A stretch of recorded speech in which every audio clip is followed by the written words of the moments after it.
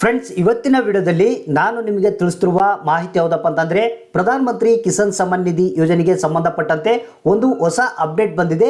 ಆ ಒಂದು ಹೊಸ ಅಪ್ಡೇಟ್ ಬಗ್ಗೆ ಮಾಹಿತಿಯನ್ನ ಇವತ್ತಿನ ವಿಡಿಯೋದಲ್ಲಿ ತಿಳಿಸ್ಕೊಡ್ತಾ ಇದ್ದೀನಿ.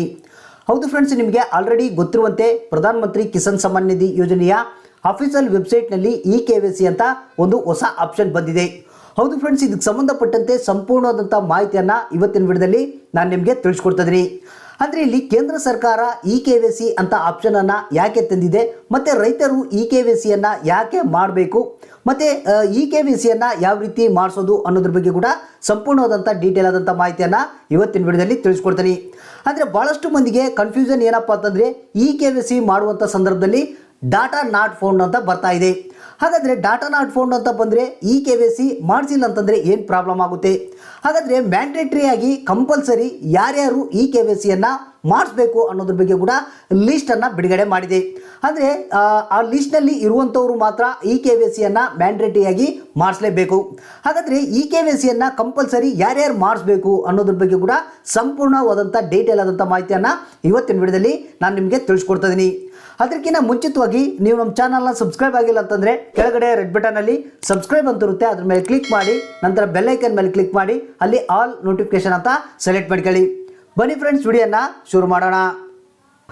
ಫ್ರೆಂಡ್ಸ್, ಮೊದಲಿಗೆ ನಾವು ಪ್ರಧಾನಮಂತ್ರಿ ಕಿಸಾನ್ ಸಮ್ಮಾನ್ ನಿಧಿ ಯೋಜನೆಯಲ್ಲಿ eKYCಯನ್ನು ಯಾಕೆ ಕೇಂದ್ರ ಸರ್ಕಾರ ಜಾರಿಗೆ ತಂದಿದೆ, ಅಂದರೆ ಪ್ರತಿಯೊಬ್ಬ ರೈತರು eKYCಯನ್ನು ಮಾಡಿಸ್ಬೇಕಂತ ಹೇಳಿ ಕೇಂದ್ರ ಸರ್ಕಾರ ಯಾಕೆ ಹೇಳಿದೆ ಅನ್ನೋದ್ರ ಬಗ್ಗೆ ಸ್ವಲ್ಪ ಮಾಹಿತಿಯನ್ನು ತಿಳಿಸ್ಕೊಟ್ಬಿಡ್ತೀನಿ. ಅಂದರೆ ನಿಮಗೆ ಗೊತ್ತಿರ್ಬೋದು, ಪ್ರಧಾನಮಂತ್ರಿ ಕಿಸಾನ್ ಸಮ್ಮಾನ್ ನಿಧಿ ಯೋಜನೆಯ ಒಂದು ಏನು ಸ್ಕೀಮ್ ಏನಿದೆ ಸ್ಟಾರ್ಟ್ ಆದಂಥ ಸಂದರ್ಭದಲ್ಲಿ ಒಂದು 3 ಕಂತುವರೆಗೆ ಯಾವುದೇ ಒಂದು ಆಧಾರ್ ಕಾರ್ಡಿನ ಅಥೆಂಟಿಕೇಶನ್ ಮಾಡೋದು ಇರಲಿಲ್ಲ. ಅಂಥ ಒಂದು ಸಂದರ್ಭದಲ್ಲಿ ಭಾಳಷ್ಟು ಮಂದಿ ಬೇರೆ ಬೇರೆ ಆಧಾರ್ ಕಾರ್ಡ್ಗಳ ನಂಬರ್ಗಳನ್ನು ಹಾಕಿ ಈ ಒಂದು PM ಕಿಸಾನ್ ಸಮ್ಮಾನ್ ನಿಧಿ ಯೋಜನೆಯ ಹಣವನ್ನು ತೆಗೆದುಕೊಂಡ್ರು. ಸೊ ಅಂಥ ಸಂದರ್ಭದಲ್ಲಿ ಭಾಳಷ್ಟು ಫ್ರಾಡ್ ಕೇಸ್ಗಳು ಆದವು. ಸೊ ಆ ಒಂದು ಉದ್ದೇಶದಿಂದ ಕೇಂದ್ರ ಸರ್ಕಾರ ಏನು ಮಾಡಿದಪ್ಪ ಅಂತಂದರೆ ಈಗ ಆಧಾರ್ ಅಥೆಂಟಿಕೇಶನ್ ಮಾಡೋದಕ್ಕಾಗಿ ಈ ಒಂದು eKYCಯನ್ನು ರೈತರು ಕಂಪಲ್ಸರಿ ಮಾಡಬೇಕಂತೇಳಿ ಮ್ಯಾಂಡೇಟ್ರಿಯಾಗಿ ಈ ಒಂದು ಆಪ್ಷನನ್ನು ಜಾರಿಗೆ ತಂದಿರುವಂಥದ್ದು. ಅಂದರೆ ಯಾವುದೇ ಒಂದು ಮೋಸದಿಂದ ಈ ಒಂದು PM ಕಿಸಾನ್ ಸಮ್ಮಾನ್ ನಿಧಿ ಯೋಜನೆಯ ಹಣವನ್ನು ಯಾರು ತೆಗೆದುಕೊಳ್ಬಾರ್ದು ಅನ್ನೋ ಒಂದು ಉದ್ದೇಶದಿಂದ ಒಂದು eKYC ಆಪ್ಷನನ್ನು ಈಗ ಜಾರಿಗೆ ತಂದಿದೆ. ಅಂದರೆ ಇಲ್ಲಿ ನೀವು ನೋಡ್ಬೋದು, ಈ ಒಂದು ಅಫಿಷಿಯಲ್ ವೆಬ್ಸೈಟನ್ನು ನಾವು ಓಪನ್ ಮಾಡ್ಕೊಂಡ ಮೇಲೆ ಕಂಪಲ್ಸರಿ ಮ್ಯಾಂಡೇಟ್ರಿಯಾಗಿ eKYCಯನ್ನು ಮಾಡಬೇಕಂತೇಳಿ ಕೆಲವೊಂದು ಸೆಂಟೆನ್ಸ್ನಲ್ಲಿ ಇಲ್ಲಿ ಕೊಡಲಾಗಿದೆ. ಫ್ರೆಂಡ್ಸ್, ಈ ಒಂದು ಅಫಿಷಿಯಲ್ ವೆಬ್ಸೈಟನ್ನು ಓಪನ್ ಮಾಡಿದ ಮೇಲೆ ಇಲ್ಲಿ ನೋಡ್ತಿರ್ಬೋದು, eKYC is mandatory for PM Kisan register farmers. Please click eKYC option in farmer corner for Aadhaar based OTP authentication and for biometric authentication contact nearest CSC centres ಅಂತ ಕೊಡಲಾಗಿದೆ.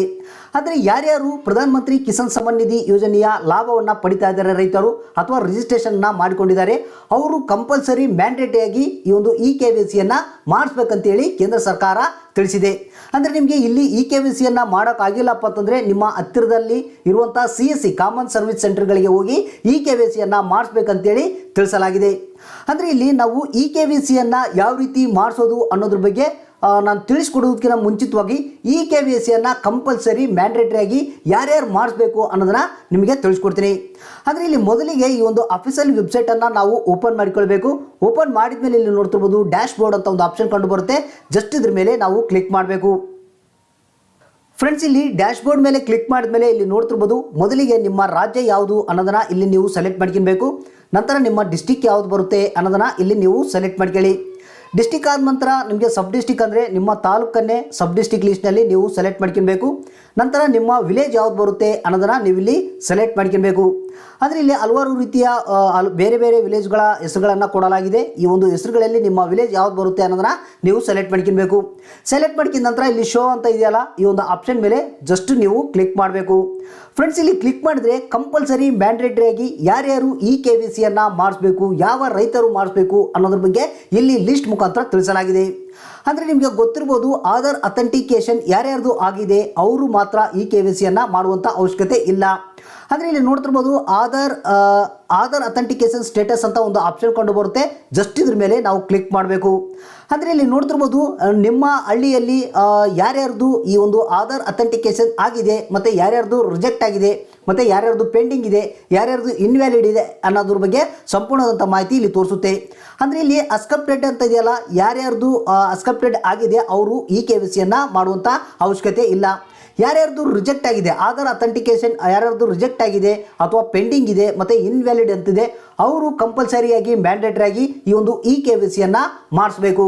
ಒಂದು ವೇಳೆ ನೀವು ಈ ಒಂದು ರಿಜೆಕ್ಟ್ ಲಿಸ್ಟ್ನಲ್ಲಿ ಇರುವಂಥವರು, ಪೆಂಡಿಂಗ್ ವ್ಯಾಲಿಡೇಷನ್ನಲ್ಲಿ ಇರುವಂಥವರು, ಇನ್ವ್ಯಾಲಿಡ್ನಲ್ಲಿ ಇರುವಂಥವರು ಮತ್ತು ಈ ಒಂದು eKYC ಅನ್ನು ಮಾಡಿಸಿಲ್ಲ ಅಂತಂದರೆ ನಿಮಗೆ ಈ ಒಂದು ಕಂತಿನ ನೆಕ್ಸ್ಟ್ ಬರುವಂಥ 10ನೇ ಕಂತಿನ ಹಣ ಬರೋದು ಗ್ಯಾರಂಟಿ ಇಲ್ಲ.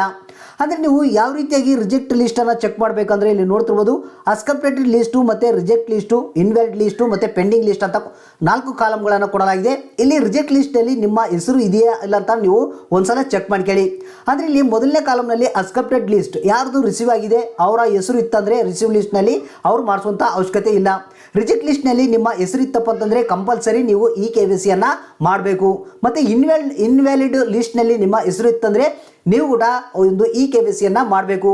ಮತ್ತು ಪೆಂಡಿಂಗ್ ಲಿಸ್ಟ್ನಲ್ಲಿ ನಿಮ್ಮ ಒಂದು ಹೆಸರು ಏನಾದರೂ ಇತ್ತಪ್ಪ ಅಂತಂದರೆ ನೀವು ಕೂಡ ಕಂಪಲ್ಸರಿ eKYC ಅನ್ನು ನೀವು ಮಾಡಬೇಕು.